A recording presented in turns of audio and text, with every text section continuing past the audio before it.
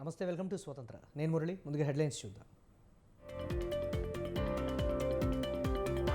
యుద్ధానికి నేను సిద్ధం, మీరు రెడీయా? దెందులూరు వేదికగా విపక్షాలపై జగన్ విమర్శలు.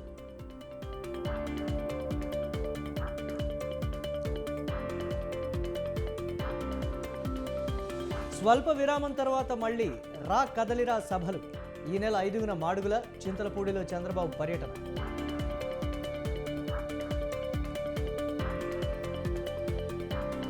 సీఎం రేవంత్ను కలిసేందుకు క్యూ కడుతున్న బీఆర్ఎస్ నేతలు. అభివృద్ధి అంశాలపైనే చర్చించామన్న జీహెచ్ఎంసీ మేయర్.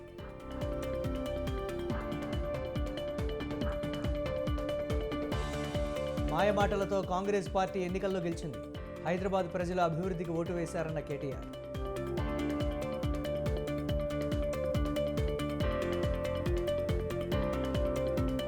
బీఆర్ఎస్ నిర్లక్ష్యం వల్లే బస్తీల్లో అభివృద్ధి లేదు. కాంగ్రెస్ అయినా చిత్తశుద్ధితో పనిచేయాలన్న కిషన్ రెడ్డి.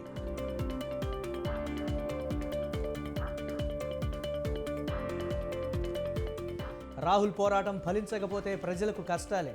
మోదీ సర్కార్ను గద్దెదించాలన్న ఖర్గే.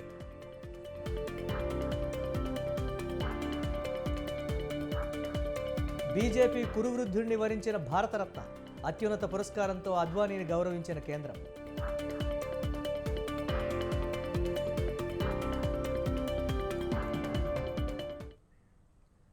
ఏలూరు జిల్లా దెందులూరులో నిర్వహించిన సిద్ధం సభలో సీఎం జగన్మోహన్ రెడ్డి ప్రతిపక్షాలపై తీవ్రస్థాయిలో ధ్వజమెత్తారు. రా కదిలిరా అంటూ చంద్రబాబు ప్రజలను కాదు పిలిచేది, ప్యాకేజీ ఇస్తా రా కదిలిరా అంటూ దత్తపుత్రుడు వదినమ్మని పిలుస్తున్నారన్నారు. ఒక అసెంబ్లీ, ఒక పార్లమెంట్కు ఫ్యాన్ మీద ఓటు వేస్తే చంద్రముఖి రాష్ట్రం నుంచి శాశ్వతంగా పోతుందన్నారు. లేదంటే పేదల జీవితాల్లో లకలక అంటూ అబద్ధపు హామీలతో పట్టిపీడిస్తుందంటూ చంద్రబాబుపై సెటైర్లు వేశారు. చెప్పుకోవడానికి ఏమీ లేక పొత్తులు, జిత్తులు, నక్కజిత్తులతో రాజకీయాలు చేస్తున్నారని జగన్మోహన్ రెడ్డి విమర్శించారు. రామాయణము, మహాభారతము మన కర్మ ఏమిటంటే మన రాష్ట్రంలో రామాయణము, మహాభారతము ఈ రెండింటిలోని ఉన్న విలన్లంతా కూడా ఓ చంద్రబాబు నాయుడు గారి రూపేనా, ఓ దత్తపుత్రుడి రూపేనా ఇతర పార్టీల్లో ఉన్న చంద్రబాబు నాయుడు గారి కోవొట్టులు. ఇంతమంది తోడేళ్ళందరూ కూడా ఏకమై మీ జగన్ చుట్టూ బాణాలు పట్టుకొని రెడీగా ఉన్నారు. ఈ రోజు ఆంధ్ర రాష్ట్రంలో చూస్తా ఉన్న పరిస్థితులు గమనిస్తే, కానీ సీను వైపు నుంచి చూస్తే ఈ సీను ఎలా కనిపిస్తుంది అంటే జగన్ ఒంటరివాడిలా కనిపిస్తాడు. కానీ నిజమేమిటి అనంటే ఇక్కడ కనిపిస్తా ఉన్నదే నిజం. ఇది అసలు సీను. జగన్ ఏనాడు ఒంటరి కాదు. వారికి ఉన్న సైన్యం వారి పొత్తులైతే నాకున్న తోడేమిటో తెలుసా? నా తోడు, నా ధైర్యం, నా బలం పైనున్న ఆ దేవుడు. మీరంతా మీ గుండెల్లో నన్ను పెట్టుకున్నా మీ బిడ్డ. ఇది నాకున్న బలం. 2024 ఎన్నికల్లో జగనన్న 124 సార్లు మన కోసం బటన్ నొక్కాడు. జగనన్న కోసం మనం కేవలం ఒక్కసారి జగనన్న కోసం 2 బటన్లు నొక్కలేమా అని చెప్పి ప్రతి ఇంటికి వెళ్ళి ప్రతి ఇంట్లో కూడా చెప్పండి. జగనన్నకు ఓటు వేయకపోవడము అనంటే, ప్రతిపక్షాలకు ఓటు వేయటము అనంటే దాని అర్థం ఈ స్కీముల రద్దుకు మనమే ఆమోదం తెలిపినట్టు అవుతుంది అని చెప్పి ప్రతి ఇంటికి వెళ్ళి చెప్పండి. మళ్ళీ లంచాలు, మళ్ళీ వివక్ష, మళ్ళీ లంచాలు, మళ్ళీ వివక్ష చూపించే జన్మభూమి కమిటీలను మళ్ళీ బ్రతికించినట్టే అవుతుంది అని చెప్పి ప్రతి ఇంట్లోకి వెళ్ళి చెప్పండి. ఒకటి అసెంబ్లీకి, ఒకటి పార్లమెంటుకు ఫ్యాన్ మీద మీరు నొక్కితే మీరు గత ఎన్నికల్లో బటన్ నొక్కి పెట్టెలో బంధించిన చంద్రముఖి బెడద ఇక శాశ్వతంగా మీకు ఉండదు. చంద్రగ్రహణాలు ఉండవు. లేదంటే చంద్రముఖి సైకిల్ ఎక్కుతుంది, టీ గ్లాస్ పట్టుకొని పేదల రక్తం తాగేందుకు లకలక అంటూ ఇంటింటికి వచ్చి అబద్ధాలతో, మోసాలతో ఒక డ్రాకులా మాదిరిగా మీ తలుపు తడుతుంది. ఈ మధ్య ఈ చంద్రబాబు ఎన్టీ రామారావు గారు గుర్తుకొస్తా ఉన్నాడు. వెన్నుపోటు పొడిచేది ఆయనే, మళ్ళీ ఎన్నికలప్పుడు ఎన్టీ రామారావును గుర్తు తెచ్చుకునేది ఆయనే. ఈ మధ్య కాలంలో ఆయన అంటా ఉన్నాడు, తెలుగుదేశం పిలుస్తోంది రా కదలిరా అని చెప్పి అంటా ఉన్నాడు. పిలుస్తా ఉంది. ప్రజల్ని కాదు, పార్టీలను పిలుస్తా ఉన్నాడు. దత్తపుత్రుడిని పిలుస్తా ఉన్నాడు. నేనిచ్చే ప్యాకేజీ కోసం రా కదలిరా అని చెప్పి దత్తపుత్రుడిని పిలుస్తా ఉన్నాడు. వదినమ్మను పిలుస్తా ఉన్నాడు. కమలం పార్టీలో చేరి అక్కడ నా మనిషిగా రా కదలి రా అని చెప్పి వాళ్ళ వదినమ్మను పిలుస్తా ఉన్నాడు. రాష్ట్రాన్ని అన్యాయంగా అడ్డగోలుగా విడగొట్టిన రాష్ట్ర ద్రోహుల పార్టీని వైఎస్ఆర్ గారి మరణం తర్వాత ఆయన పేరును కూడా అన్యాయంగా ఛార్జ్ షీట్ లో పెట్టిన నమ్మక ద్రోహుల పార్టీని 4 ఓట్లు చీల్చినా చాలు నువ్వు కూడా రా కదలి రా అని చెప్పి చంద్రబాబు నాయుడు గారు పిలుస్తా ఉన్నాడు. ఏపీసీసీ అధ్యక్షురాలు షర్మిలపై మంత్రి పెద్దిరెడ్డి రామచంద్రారెడ్డి ఘాటు వ్యాఖ్యలు చేశారు. రాష్ట్రంలో ఎన్ని పార్టీలు కుమ్మకైనప్పటికీ వైసీపీ ప్రభుత్వం చేపట్టిన అభివృద్ధి కార్యక్రమాల్లో గాలికి కొట్టుకుపోవాల్సిందే అన్నారు. చంద్రబాబు నాయుడు కుట్రలో భాగంగానే షర్మిల వైసీపీపై విమర్శలు చేస్తోందన్నారు. రాష్ట్రం విడిపోవడానికి చంద్రబాబే కారణమన్నారు. షర్మిలను తెరపైకి తీసుకురావడానికి చంద్రబాబే మూల కారణమని పేర్కొన్నారు. కాంగ్రెస్ పార్టీ చచ్చిపోయిన పార్టీ అని, ఆ పార్టీ పాడెమోయడానికి షర్మిలతో పాటు రఘువీరారెడ్డి, గిడుగు రుద్రరాజు, రామచంద్రరావు లాంటి వారు ఉన్నారని ఎద్దేవా చేశారు. నిన్నటి రోజు కొంచెం నియోజకవర్గం పర్యటించాను. ఈరోజు హిందూపురం నియోజకవర్గం పర్యటించాను. మొత్తం మీద మున్సిపాలిటీ మాత్రమే. 2 చోట్ల కూడా ప్రజాస్పందన చాలా బాగుంది. తప్పనిసరిగా మా అభ్యర్థులు అత్యధిక మెజారిటీతో గెలుస్తారు. అది ఒక చంద్రబాబు నాయుడు చేసే కుట్రలో భాగంగా నేను భావిస్తాను. ఎందుకంటే వైఎస్ఆర్ కాంగ్రెస్ పార్టీ ఏర్పడడానికి కూడా మూలకారుడు చంద్రబాబు నాయుడు. ఎందుకంటే జగన్మోహన్ రెడ్డి గారి అరెస్టు వెనుక కూడా చంద్రబాబు నాయుడు ఉన్నాడు. ఈ రాష్ట్రం విడిపోయేదాని వెనుక కూడా చంద్రబాబు నాయుడు ఉన్నాడు. మరి వాళ్ళ కుటుంబం విడిపోయేదానికి కూడా చంద్రబాబు నాయుడే మూలకారకుడు. మరి షర్మిలమ్మ వారి ఉచ్చులో పడింది కాబట్టి తప్పనిసరిగా ఆమె కూడా మా పార్టీకి శత్రువుగానే మేము భావిస్తాము. ఈ మాట నేను మొట్టమొదటి రోజే షర్మిలమ్మ గురించి మాట్లాడినప్పుడే చెప్పాను. ఆమె ఏం మాట్లాడినా ఒక ప్రతిపక్ష పార్టీ సభ్యురాలుగా మాట్లాడినట్లే భావిస్తాము. దానికి తగిన విధంగా మేము కూడా స్పందిస్తాం. నిన్నటి రోజు కొంచెం నియోజకవర్గం పర్యటించాను. ఈరోజు హిందూపురం త్వరలోనే వైసీపీ ఖాళీ అవుతుందని టీడీపీ విజయవాడ పార్లమెంట్ అభ్యర్థి కేశినేని చిన్ని అన్నారు. వైసీపీ ఎమ్మెల్యేలు, ఎమ్మెల్సీలు టీడీపీలో చేరేందుకు సిద్ధంగా ఉన్నారని తెలిపారు. కొందరు టీడీపీలో పదవులు పొంది ఇప్పుడు గుర్తింపు లేదని చంద్రబాబుపై బురద జల్లుతున్నారని ఆగ్రహం వ్యక్తం చేశారు. విజయవాడ పార్లమెంట్ పరిధిలో 7 స్థానాలు టీడీపీ గెలుచుకుంటుందన్నారు. ఉత్సాహం చూస్తుంటే ఆల్రెడీ తెలుగుదేశం తిరువూరు సీటుని బ్రహ్మాండంగా కైవసం చేసుకోబోతుంది. అంతేకాకుండా 175 నియోజకవర్గాల్లో 165 నియోజకవర్గాలు పైగా జనసేన, టీడీపీ అభ్యర్థులు ఘన విజయం సాధించబోతున్నారు. ముందుగా మీ అందరికీ పేరు పేరున ధన్యవాదాలు. ముఖ్యంగా మా దత్తు గారు, అంతేగా జనసేన ఇన్ఛార్జ్ శ్రీనివాస్ గారికి నమస్కారాలు. మనం చాలా కష్టపడాలి. ఇంకా 75 రోజులు ఉంది. ఈ 75 రోజులు మనం కష్టపడాలి. ఎందుకంటే మనకు ఎదురు ఉన్న వాళ్ళందరూ నక్కచిత్తులు వాళ్ళందరూ ఉన్నారు. వాళ్ళు ఎన్నో ప్రలోభాలకు గురి చేస్తారు. మనం అవన్నీ చూసుకుని జాగ్రత్తగా, ప్రజలకి చాలా ఇబ్బందులు ఉన్నాయి. అందరూ కూడా ఎప్పుడెప్పుడు జనసేన, టీడీపీ ప్రభుత్వం వస్తుందని ఎదురు చూస్తున్నారు. ఒక్కటి గుర్తుంచుకోండి, రాష్ట్ర అభివృద్ధి సాధించాలన్నా, సంక్షేమం ఉండాలన్నా, ఆత్మవిశ్వాసం, యువతలో ఆత్మవిశ్వాసం ఉండాలన్నా చంద్రబాబు నాయుడు గారు ముఖ్యమంత్రి అవ్వాలి. కాబట్టి అందరం జాగ్రత్తగా ఆలోచించి ఈసారి మనం చూస్తున్నాం, మా యువత కానీ, మా కార్యకర్తలు కానీ, మా నాయకులు కానీ తిరువూరు అసెంబ్లీ ఎన్నికల్లో కాంగ్రెస్ పార్టీ మాయమాటలు చెప్పి గెలిచిందని బీఆర్ఎస్ వర్కింగ్ ప్రెసిడెంట్ కేటీఆర్ అన్నారు. అయినా జీహెచ్ఎంసీ పరిధిలో బీఆర్ఎస్ పార్టీ జైత్రయాత్ర సాగిందని చెప్పారు. కూకట్పల్లి అసెంబ్లీ నియోజకవర్గ పార్టీ కార్యకర్తలతో జరిగిన సమావేశంలో కేటీఆర్ పాల్గొన్నారు. కూకట్పల్లి స్థానాల్లో గెలిచి బీఆర్ఎస్ హ్యాట్రిక్ సాధించిందన్నారు. హైదరాబాదీ ఓటర్లు తెలివిగా అభివృద్ధికి ఓటు వేశారని చెప్పారు. గ్రామీణ ప్రజలు కాంగ్రెస్ పార్టీ మాయమాటలు నమ్మారని కేటీఆర్ తెలిపారు. కేసీఆర్ మీద సీఎం రేవంత్ రెడ్డి నోరు పారేసుకుంటున్నారని కేటీఆర్ ఆక్షేపించారు. మొన్న జరిగిన శాసనసభ ఎన్నికల్లో మీరేమో చాలా తెలివిగా ఇక్కడ జరిగిన అభివృద్ధి, ఇక్కడ జరిగిన సంక్షేమం, ఎవరు ఉంటే రాష్ట్రం బాగుంటుందో అన్ని ఆలోచించి, అన్ని విచారించి ఒక్క సీటు కూడా కాంగ్రెస్ పార్టీకి ఇవ్వకుండా మొత్తంగా జైత్రయాత్ర, గులాబీ జైత్రయాత్ర మీరందరూ పట్టుబట్టి ఇవాళ 70,000 మెజారిటీ, 80,000 మెజారిటీలతో, అఖండమైన మెజారిటీలతో గ్రేటర్ హైదరాబాద్ మొత్తం ఎక్కడ చూసినా గులాబీ తుఫాన్ కనబడింది. కానీ దురదృష్టవశాత్తు కొన్ని గ్రామీణ ప్రాంతాల్లో, జిల్లాలలో మరి కాంగ్రెస్ పార్టీ చెప్పిన మాయమాటలు నమ్మి, కాంగ్రెస్ పార్టీ ఇచ్చిన 420 హామీలను నమ్మి కొంతమంది అక్కడ ఇక్కడ మా ఆడబిడ్డలు, అన్నదమ్ముళ్ళు కొంత కన్ఫ్యూజ్ అయ్యి కొంత స్వల్ప తేడాతోనే మనం ఓటమి పాల్గొనడం జరిగింది. కాంగ్రెస్ పార్టీకి 38.85% ఓట్లు వస్తే మనకు 37% ఓట్లు వచ్చినాయి. అంటే 1.85% తేడాతో మాత్రమే మనం ఓటమి పాలైనాం. సీఎం రేవంత్ రెడ్డిపై మాజీ మంత్రి హరీష్ రావు సంచలన వ్యాఖ్యలు చేశారు. తెలంగాణ రాకపోతే రేవంత్ సీఎం అయ్యేవాడా అని ప్రశ్నించారు. బీఆర్ఎస్ అధినేత కేసీఆర్ వెనకడుగు వేస్తే తెలంగాణ వచ్చేదా అని అడిగారు. భద్రాచలం పార్టీ కార్యకర్తల సమావేశంలో పాల్గొన్న హరీష్ దేశంలోనే అత్యంత సంస్కారహీనమైన సీఎం రేవంత్ రెడ్డి అని ఆరోపించారు. రేవంత్ రెడ్డికి రాహుల్ గాంధీ బుద్ధి చెప్పాలన్నారు. రాష్ట్ర కాంగ్రెస్ నేతలు నోరు తెరిస్తే అబద్ధమేనని హరీష్ రావు ఆరోపించారు. మార్పు అన్నారు, మార్పేంది? రైతు బంధు ఫిబ్రవరి నెల వచ్చినా రైతు బంధు పడకపోవడం మార్పా? ఎప్పుడన్నా కేసీఆర్ ఉండగా ఫిబ్రవరి దాకా రైతు బంధు పడకుండా ఉన్నాదే? ఇలా ఆనాడు కేసీఆర్ గారు పోడు భూములు ఇచ్చిండు, పోడు భూములకు పట్టాలు ఇచ్చిండు, ఉచిత కరెంట్ ఇచ్చిండు, రైతు బంధు డబ్బులు కూడా టైం మీద ఇచ్చింది ఆనాడు మన కేసీఆర్ గారు. ఇలా మీరు ఇప్పటికీ 2.5-3 ఎకరాల లోపే రైతు బంధు పడ్డది. ఇలా రైతులు ఎదురు చూస్తా ఉన్నారు, నాట్లు అయిపోయినాయి, కలుపులు తీస్తా ఉన్నారు, మందు బస్తాలు కొనుక్కోవాలంటే కూడా ఇలా రైతులకు డబ్బులు లేనటువంటి పరిస్థితి ఉంది. మార్పు అంటే ఫిబ్రవరి నెల వచ్చిన రైతు బంధు వేయకపోవడమే మార్పా అని నేను అడుగుతా ఉన్నా.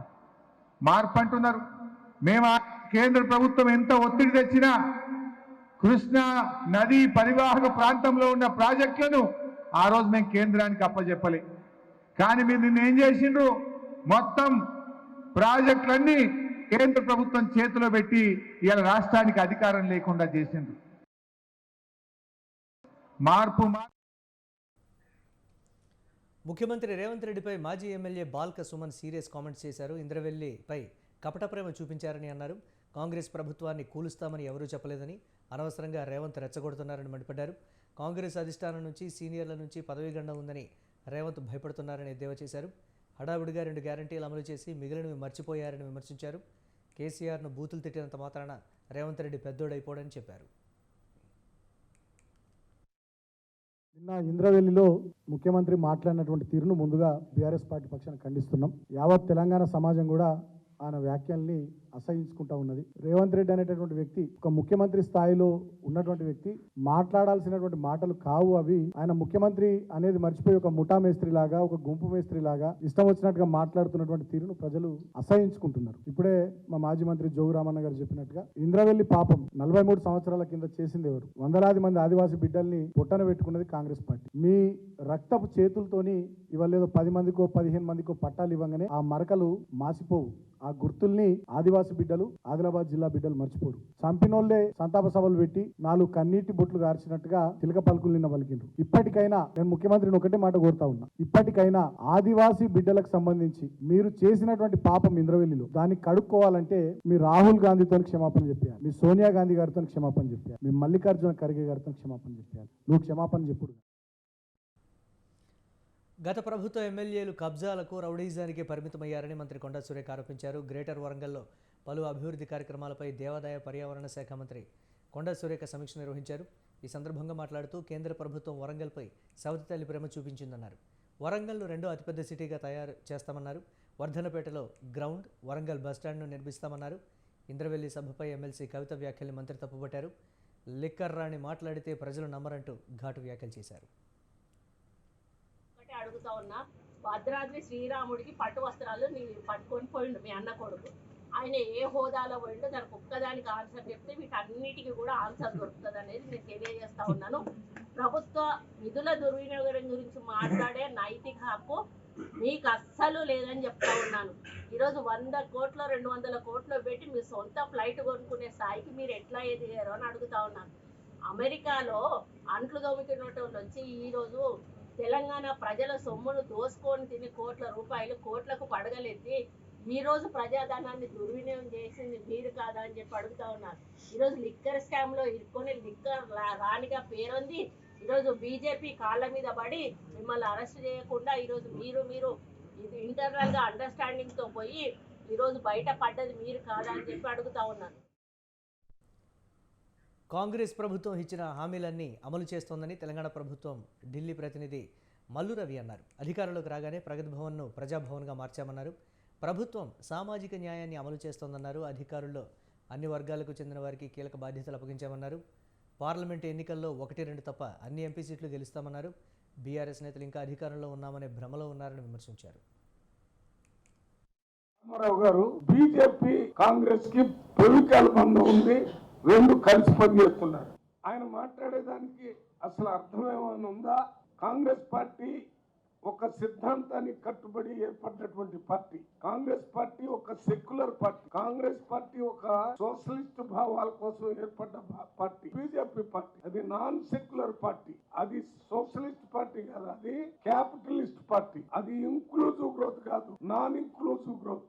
ఇటువంటి సిద్ధాంతపరమైన పరస్పర విరుద్ధమైన సిద్ధాంతాలకు రిప్రజెంటేటివ్ గా ఉన్నటువంటి రెండు పార్టీలు కూడా రైలుకి పట్టాలే రకంగా సమాంతరంగా పోతాయో అంతే పోతాయి తప్ప అవి కలిసి ఉండేదానికి అవకాశమే లేదు. మొన్న జరిగినటువంటి ఎన్నికల్లో ఫెవికాల్లాగా కలిసి పనిచేసి బీజేపీ బీఆర్ఎస్ పార్టీ, బీఆర్ఎస్ వాళ్ళు బీజేపీకి, బీజేపీ వాళ్ళు బీఆర్ఎస్ కి ఓట్ ట్రాన్స్ఫర్ జరిగింది. బీజేపీ పార్టీ ఓట్లన్నీ. వరంగల్ జిల్లాలో బీఆర్ఎస్ పార్టీకి భారీ షాక్ తగిలింది. బీఆర్ఎస్ నేత స్టేషన్ గన్పూర్ మాజీ ఎమ్మెల్యే తాటికొండ రాజయ్య బీఆర్ఎస్కు రాజీనామా చేశారు. కాంగ్రెస్లో చేరేందుకు రంగం సిద్ధం చేసుకున్నారు. ఈ నెల 10న కాంగ్రెస్ కండువా కప్పుకోనున్నారు.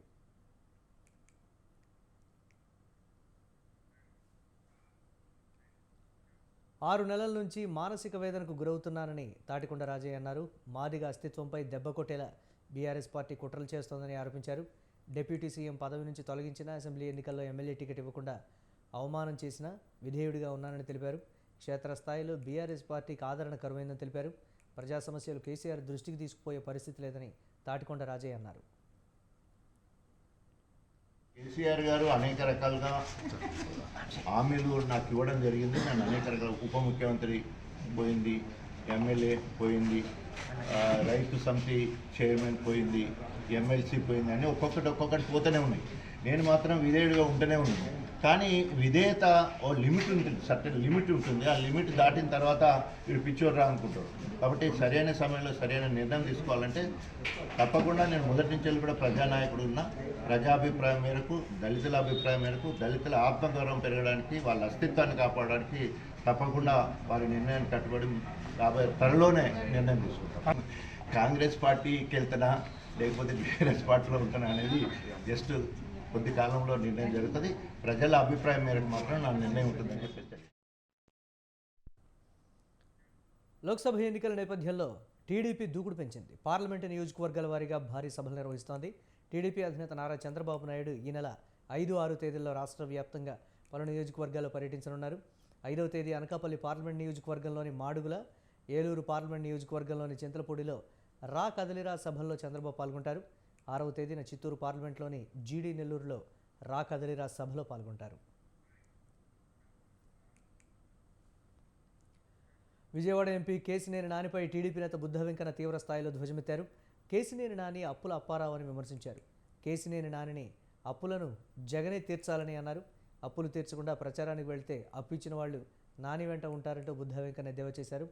కేసినేని నానికి వైసీపీ టికెట్ ఇవ్వడం కూడా డౌటే అని సెటైర్లు వేశారు. కేసినేని నాని సత్య హరిశ్చంద్రుడైనట్లు మంత్రి పెద్దిరెడ్డి మాట్లాడుతున్నారని ఫైర్ అయ్యారు. టీడీపీలో విజయవాడ వెస్ట్ ఎమ్మెల్యే టికెట్ ఇప్పిస్తామని కొందరి దగ్గర అప్పులు చేశాడని అన్నారు. నొప్పించి లేచి చెప్పించాడు. ఈరోజు బట్టి నీ నోట్లోంచి ఏ ఒక్క నిజం చెప్పినా నీ తల 1000 ముక్కలైద్దని చెప్పించాడు. అప్పటి నుంచి ఇది కేసినేని నాని అనేవాడు పరమ వెధవ. ఆడ మాటలు చెప్పేవన్నీ కూడా అబద్ధాలే, ఒకటి కూడా నిజం చెప్పడం. షర్మిల రాజశేఖర రెడ్డి కూతురు కాదు అని ఆరోపణలు చేస్తూ వచ్చిన పోస్టర్లపై కాంగ్రెస్ సీనియర్ నేత వి హనుమంతరావు తీవ్రంగా స్పందించారు. సొంత చెల్లికి అవమానం జరుగుతుంటే జగన్కు బాధ్యత లేదా అని విహెచ్ ప్రశ్నించారు. తల్లిని చెల్లిని జగన్ దూరం పెట్టారని విమర్శించారు. షర్మిల, సునీతలపై జగన్కు గౌరవం లేదన్నారు. సొంత చెల్లెళ్లపై ప్రేమ లేని జగన్ మహిళా సాధికారత అని ముచ్చట్లు చెబుతున్నారని మండిపడ్డారు. పవర్లో వస్తే నీ పవర్లో రావడానికి ఆ అమ్మాయికు ఏది సపోర్ట్ కూడా ఉండే. నీకు నువ్వు జైలు ఉన్నంత రోజు ఊరూరు తిరిగిందా లేదా? ఆనాడు నీకు చెల్లెలైతుంది. ఇవాళ ఆమె కూడా రాజా ప్రజాస్వామ్యం ఇది రావాలని ఉన్నది. దానికి ఏదైనా వేరే తీరుగా నువ్వు ప్రజలకు ఏం చేసి చెప్పు తప్పితే ఆఖరుకు పోస్టర్లు వేయడం, ఆయన రాజశేఖర రెడ్డి కూతురే కాదని పెట్టడం అనేది చాలా బాధ ఉంది. నిజం చెప్తున్నా, this is not a culture of political. ఏది ఇంత దిగజారుడు అరే బాబు, మళ్ళీ ఆయన పెద్ద నేను అన్ని చేసిన అరే నువ్వు చేయి, ప్రజల విశ్వాసం తీసుకో, మీ చెల్లెలు కూడా మాట్లాడారు. ఎందుకంటే మీ చెల్లెలు ఎందుకు వచ్చింది, నువ్వు అన్యాయం చేసినావు కాబట్టి ఆమె కూడా ఇవాళ కాంగ్రెస్ లో వచ్చి కాంగ్రెస్ పార్టీకి న్యాయం చేస్తా ఉన్నది.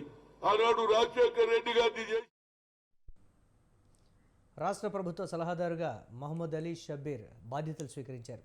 బిఆర్ అంబేద్కర్ సచివాలయంలోని తన కార్యాలయంలో ప్రార్థనల అనంతరం పదవి బాధ్యతలు చేపట్టారు.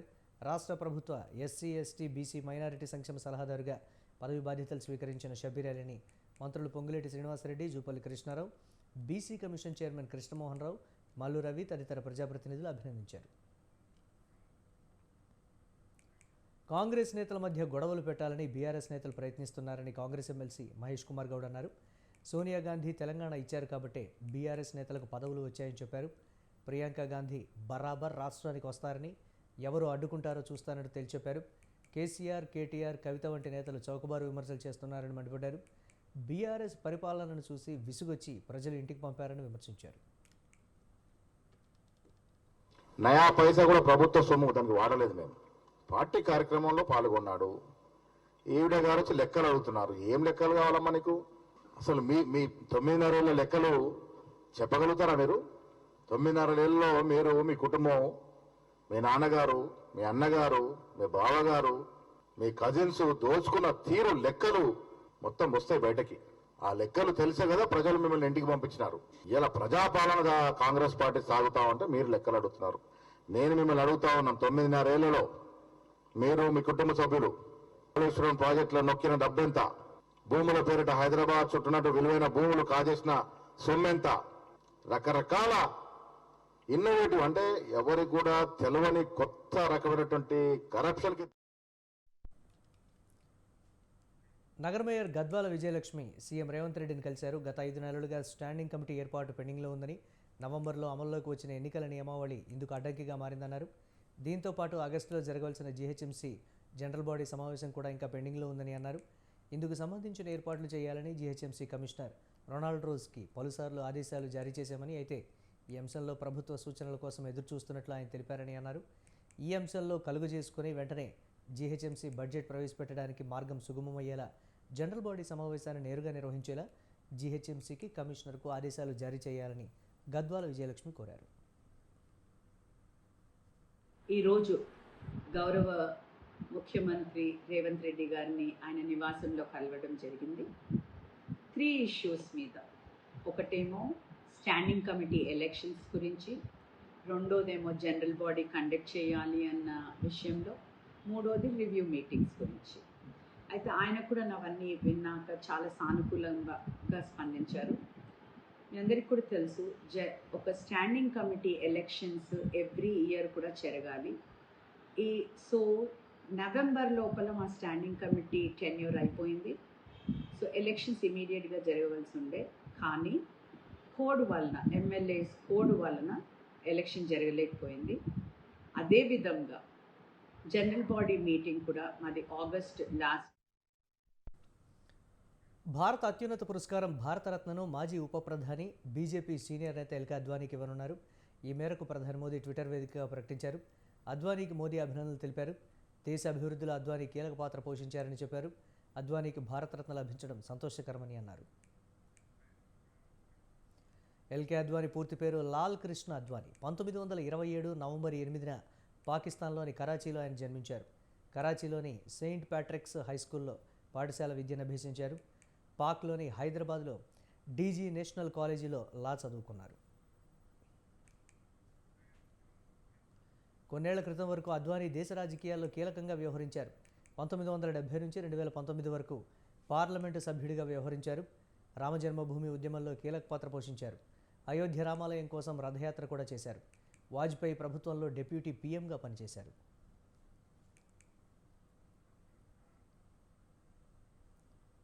ఎల్కే అద్వానీకి భారతరత్న ప్రకటించడాన్ని ఎంఐఎం అధినేత అసదుద్దీన్ ఓవైసీ తప్పుపట్టారు.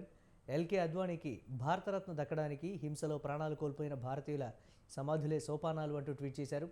1990 సెప్టెంబర్ నుంచి నవంబర్ వరకు జరిగిన అద్వానీ రథయాత్ర మ్యాప్ని పోస్టులో జత చేశారు.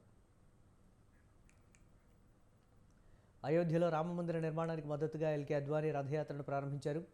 గుజరాత్ సోమనాథ్ ఆలయం నుంచి యాత్ర ప్రారంభమై అయోధ్యలో ముగిసింది. ఊరేగింపు మార్గాల్లో అనేక ప్రతిఘటనలు, హింసలు చోటు చేసుకున్నాయి. నాటి విషాద పరిణామాల్ని గుర్తు చేస్తూ ఓవైసీ ఈ ట్వీట్ చేశారు. ఢిల్లీ సీఎం కేజ్రీవాల్కు నోటీసులు ఇచ్చేందుకు క్రైమ్-బ్రాంచ్ పోలీసులు ఆయన నివాసానికి వెళ్లారు. ఆప్ ఎమ్మెల్యేలను కొనుగోలు చేసేందుకు ప్రయత్నిస్తున్నారన్న వ్యాఖ్యలపై వివరణ కోరుతూ కేజ్రీవాల్కు నోటీసులు జారీ చేశారు. ఎమ్మెల్యేల కొనుగోలు ఆరోపణలకు సంబంధించి ఆధారాలను అందించాలని ఈ నోటీసులో తెలిపారు. అయితే కేజ్రీవాల్ అధికారిక నివాసం వద్ద ఉన్న భద్రతా సిబ్బంది ఈ నోటీసులను తీసుకునేందుకు విముఖత చూపినట్టు తెలుస్తోంది. దీంతో నేరుగా ముఖ్యమంత్రిని కలిసి ఆయనకే అందజేయాలని పోలీసులు వేచి చూస్తున్నారు. ఇవే ఆరోపణలకు సంబంధించి ఢిల్లీ మంత్రి అతీషీకి కూడా పోలీసులు నోటీసులు జారీ చేశారు. నోటీసులతో అతీషీ నివాసానికి వెళ్లిన పోలీసులు మంత్రి ఇంట్లో లేకపోవడంతో వాపసు వెళ్లిపోయినట్లు సమాచారం. మనీ లాండరింగ్ కేసులో అరెస్ట్ అయి ఈడీ కస్టడీలో ఉన్న జార్ఖండ్ మాజీ సీఎం హేమంత్ సోరెన్ ఆ రాష్ట్ర అసెంబ్లీలో త్వరలో జరగబోయే బల పరీక్షలో పాల్గొననున్నారు. చంపై సోరెన్ ముఖ్యమంత్రిగా కొత్తగా కొలువుదీరిన జార్ఖండ్ ప్రభుత్వం ఈ నెల 5న బల పరీక్షకు సిద్ధమైంది. బల పరీక్షలో సోరెన్ తన ఓటు హక్కును వినియోగించుకునేందుకు రాంచీలోని పీఎంఎల్ఏ కోర్టు అనుమతించింది. ప్రస్తుతం ఈడీ కస్టడీలో ఉన్న మాజీ సీఎం హేమంత్ సోరెన్ బల నిరూపణలో పాల్గొనేందుకు కోర్టు అనుమతించింది. మనీ లాండరింగ్ కేసులో ఆరోపణలు ఎదుర్కొంటున్న హేమంత్ సోరెన్ను ఎన్ఫోర్స్మెంట్ డైరెక్టరేట్ అధికారులు జనవరి 31న అరెస్ట్ చేశారు. దీంతో ఆయన సీఎం పదవికి రాజీనామా చేశారు. అనంతరం జేఎంఎం ఉపాధ్యక్షుడు చంపై సోరెన్ను సీఎంగా ప్రమాణ స్వీకారం చేశారు. 10 రోజుల్లోగా సభలో బలం నిరూపించుకోవాలని గవర్నర్ ఆయన ఆదేశించారు.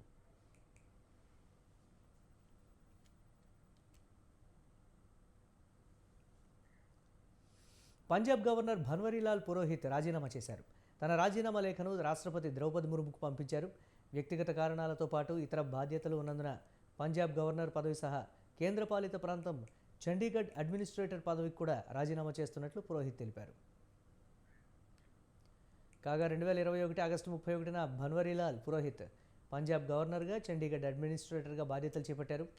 అంతకుముందు తమిళనాడు, అస్సోం, మేఘాలయ రాష్ట్రాలకు గవర్నర్గా పనిచేశారు. శుక్రవారం ఢిల్లీలో కేంద్ర హోంమంత్రి అమిత్ షాను భన్వరీలాల్ పురోహిత్ కలిశారు. ఆ మరుసటి రోజే రాజీనామా చేయడం చర్చనీయాంశంగా మారింది. విశాఖపట్నం వేదికగా ఇంగ్లాండ్తో జరుగుతున్న రెండో టెస్టులో భారత యువ batsmen Yashasvi Jaiswal double century చేశాడు. ఓవర్ నైట్ 179 పరుగులతో ఇన్నింగ్స్ను కొనసాగిన యశస్వి భారీ షాట్లు కొడుతూ స్కోర్ బోర్డును పరుగులు పెట్టించాడు. కేవలం 277 బంతుల్లోనే డబుల్ సెంచరీ మార్కును అందుకున్నాడు. కెరియర్లో తొలి ద్విశతకం చేసిన యశస్వి అరుదైన ఘనతను తన ఖాతాలో వేసుకున్నాడు. అతి చిన్న వయసులో ద్విశతకం చేసిన 3వ భారత బ్యాట్స్మెన్గా నిలిచాడు. 209 పరుగుల వ్యక్తిగత స్కోరు వద్ద అండర్సన్ బౌలింగ్లో భారీ షాట్కు యత్నించి పెవిలియన్కు చేరాడు యశస్వి జైస్వాల్. భారత్ నుంచి డబుల్ సెంచరీ చేసిన ఎడమ చేతివాటం బ్యాట్స్మెన్ల జాబితాలోనూ జైస్వాల్ చోటు సంపాదించాడు. అతి తక్కువ ఇన్నింగ్స్లోనే ద్విశతకం చేసిన 6వ బ్యాట్స్మెన్ యశస్వినే. భారత బ్యాట్స్మెన్ యశస్వి జైస్వాల్ అద్భుత ఇన్నింగ్స్తో అభిమానులను ఆదరించాడు.